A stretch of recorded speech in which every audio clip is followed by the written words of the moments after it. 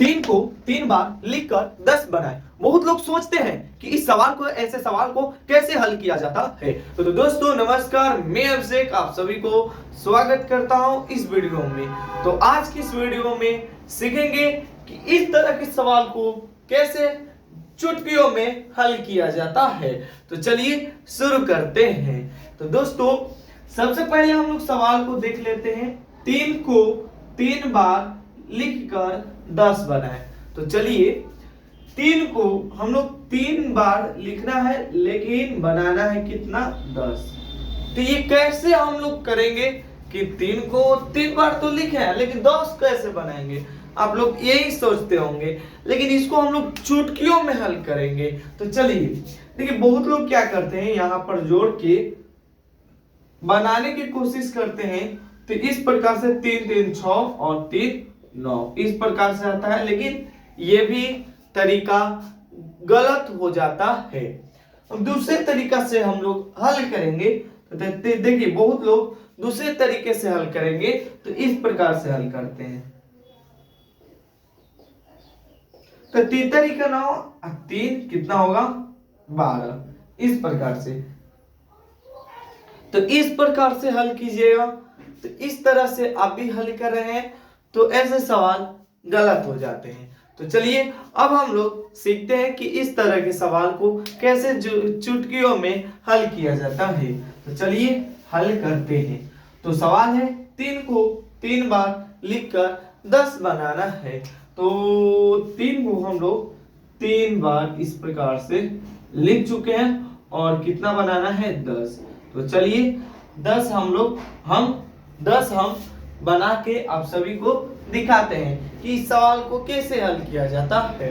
तो देखिए सबसे पहले हम लोग इसको स्क्वायर करेंगे, यानी 3 का स्क्वायर, और यहाँ पर प्लस का चिन्ह लगाएंगे यानी जोड़ेंगे, और यहाँ पर घटा देंगे, नहीं सॉरी, यहाँ पर भाग का चिन्ह लगाएंगे। तो देखिए अब क्या करना है, कुछ भी नहीं करना है, अब आगे की ओर चलना है स्टेप बाय स्टेप। यहाँ पर हम लोग देखेंगे तो क्या होगा, तीन का स्क्वायर का मतलब होता है 3 गुना 3 = 9। उसी प्रकार से 2 के स्क्वायर कहेंगे तो 2 गुना 2 = 4। लेकिन यहाँ पर 3 का स्क्वायर है, तो 3 का स्क्वायर है तो 3 गुना 3 = में कितना होगा, तो 9 होगा। तो उसी प्रकार से 3 का स्क्वायर कितना होगा, 9। यहाँ पर देखिए 3 का स्क्वायर हम निकाले हैं तो 9 आया है, और यहाँ पर प्लस है और 3/3। ठीक, कुछ भी नहीं किए हैं, इसको स्क्वायर को निकाले हैं, प्लस है तो प्लस, और 3 था तो 3, यहाँ पर भागा के चिन्ह, और यहाँ 3।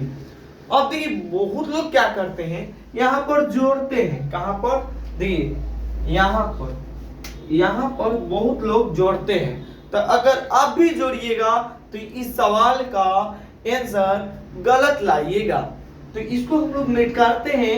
बोर्डमास नियम देखेंगे, यहाँ पर हम शॉर्ट में बताते हैं। बोर्डमास नियम का होता है BODMAS।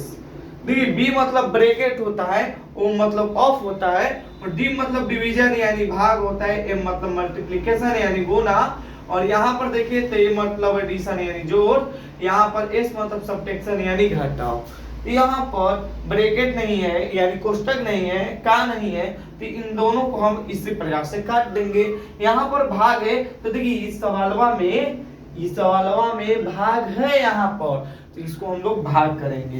तो उसी प्रकार से तो यहाँ पर 3 से 3 भाग करेंगे तो 3 एक बार में कट गया, तो यहाँ पर कट गया एक बार में। तो उसी प्रकार से क्या करेंगे, 9 प्लस 3/3 किए हैं तो कितना आया है, एक बार में कट जाएगा। तो एक बार में काट दिए तो यहाँ पर 1। तो आप ही लोग बताइए 9 1 कितना होता है, 9 1 10 होता है। कहिएगा कि 9 1 10 होता है भैया। तो 9 1 कितना होगा, 10।